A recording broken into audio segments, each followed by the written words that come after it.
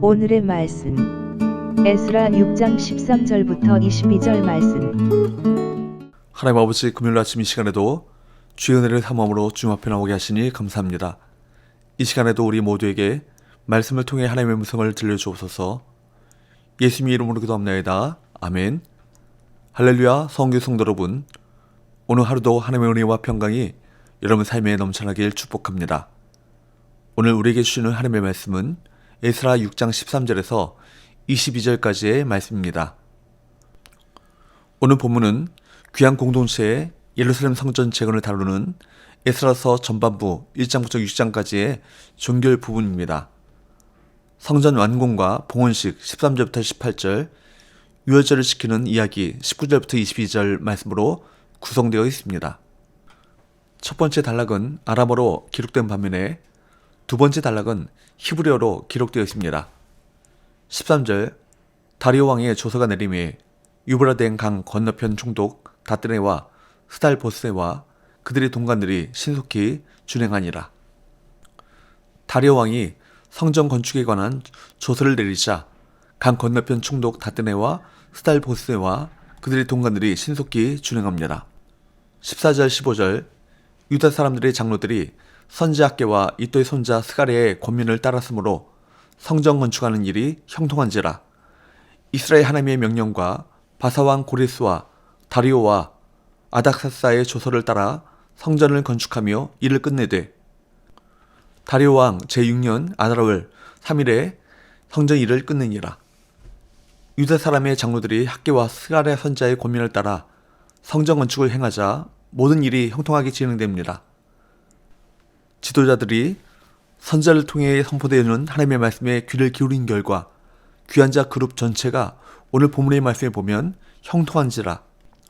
형통, 히브리어로 찰라흐, 번성하다는 말인데요. 이 찰라흐라는 말을, 이 말 자체가 성전뿐만 아니라 이들 삶의 모든 부분에 하나님의 은혜가 임했음을 암시하고 있습니다. 마침내 유다 사람은 이스라엘 하나님의 명령과 이방 왕의 조서를 따라 성전을 건축하여 그 일을 끝냅니다. 하나님께서는 주권적으로 역사하셔서 성전 공사를 형통하게 하시고 결국 그 일을 마치게 하셨습니다. 제사장, 레위 사람, 포로로 잡혀갔다 돌아온 사람 등 모든 이스라엘 자손이 즐거이 하나님의 성전 봉헌식을 거행하죠. 16절, 이스라엘 자손과 제사장들과 레위 사람들과 기타 사로잡혔던 자의 자손이 즐거이 하나님의 성전 봉헌식을 행하니. 여러분, 얼마나 감격적이었을까요? 이스라엘은 성전 봉헌식 때 많은 제물로 제사를 드렸습니다. 그리고 드디어 속죄제를 드렸습니다. 성전이 완공되고 지성소가 세워졌기에 그동안 드리지 못했던 속죄제를 드릴 수 있게 된 것입니다. 이스라엘 백성은 성전 봉헌식을 거행하며 지난날 하나님의 말씀에 순종하지 않고 그 행한 모든 죄를 용서받기 위해 모세 율법책에 기록된 대로 속죄제를 하나님 앞에 드린 것입니다. 17절, 하나님의 성전 봉헌식을 행할 때 수소 100마리와 순양 200마리와 어린 양 400마리를 드리고 또 이스라엘 지파의 수를 따라 순염소 12마리로 이스라엘 전체를 위하여 속죄제를 드리고, 속죄제를 드림으로 하나님과의 온전한 회복이 표면적으로 드러났습니다.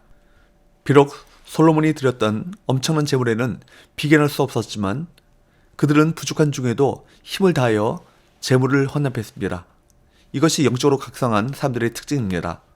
영적으로 각성한 사람들은 하나님께 자신의 것을 정성을 다해 아낌없이 내어놓습니다. 아마도 귀한 자들은 소유가 넉넉하지 않았을 것입니다. 그러나 그들에게는 가진 것이 많고 적음이 중요하지 않았습니다. 하나님을 향한 사랑과 감사가 충만했기 때문에 분에 넘치는 헌납이 가능했던 것이죠. 18절, 제사장을 그 분반대로 레위 사람을 그 순차대로 세워 예루살렘에서 하나님을 섬기게 하되 모세 책에 기록된 대로 하게 하니라. 성전이 완성되자 모든 제사가 모양을 갖추어 제대로 드려지기 시작했고 제사장과 레위 사람들도 제 역할을 수행할 수 있게 되었습니다. 이처럼 하나님의 방식대로 예배가 회복되는 일은 곧 예배의 회복, 삶의 회복을 의미합니다. 이스라엘 백성은 유월절도 지킵니다. 19절에서 21절, 사로잡혔던 자의 자손이 첫째 달 14일에 유월절을 지키되 제사장들과 레위 사람들이 일제히 몸을 정결하게 하여 다 정결하며 사로잡혔던 자들의 모든 자손과 자기 형제 제사장들과 자기를 위하여 유월절 양을 잡으니 사로잡혔다가 돌아온 이스라엘 자손과 자기 땅에 사는 이방 사람의 더러운 것으로부터 스스로를 구별한 모든 이스라엘 사람들에게 속하여 이스라엘의 하나님 여호와를 찾는 자들이 다 먹고 성전 봉헌 예식이 끝나고 한 달이 지나자 이스라엘 백성은 모세 율법에 따라 유월절과 무교절을 지키고자 다시 예루살렘에 모였습니다. 그들 중에는 제사장과 레위 사람들을 중심으로 포로지에서 돌아온 백성들을 비롯해 유다 땅에 남아 하나님의 말씀을 지켜온 자들과 여호와의 신앙을 선택한 이방인들이 있었습니다. 제사장과 레위 사람들은 유월절과 무교절에 참여하면서 일제히 몸을 씻고서 이방의 요소를 제거하는 정결 예식을 치렀습니다. 이런 예식을 거행하면서 그들은 하나님께 불순종하는 모든 삶의 방식을 버리고 하나님의 말씀을 따르는 삶을 살겠다는 의지를 새롭게 다졌습니다.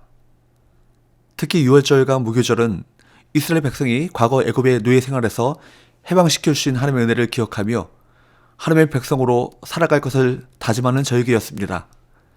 그래서 포로시에서 돌아와 성전을 건축한 사람들도 이 두 절기를 지킴으로써 그들의 조상과 동일한 다짐을 했던 것입니다. 영적 각성은 이처럼 하나님의 말씀을 확신하고 순종을 결심하면 나타납니다. 지금까지 따르던 세상의 가치관을 버리고 거룩한 하나님의 뜻을 배우고 따르기로 결심하는 것입니다. 현재 삶의 중심에 하나님의 말씀이 있는지 살펴보십시오. 우리가 세속의 영향력에 머물러 있다면 하나님과 멀어진 자리에서 일어나 말씀으로 돌이키는 영적 각성과 부흥을 허락해 주시기를 기도하시기 바랍니다. 하나님이 주신 힘으로 모든 일이 완성되었습니다. 그래서 그들은 즐거운 마음으로 7일 동안 무교절을 지킵니다. 22절 즐거움으로 1일 동안 무교절을 지켰으니 이는 여호와께서 그들을 즐겁게 하시고 또 아수르 왕의 마음을 그들에게로 돌려 이스라엘의 하나님이신 하나님의 성전 건축하는 손을 힘있게 하도록 하셨음이었더라. 그렇습니다. 하나님을 즐겁게 섬기고 하나님의 일을 완수할 수 있는 것 역시 전적인 하나님의 은혜인 것입니다.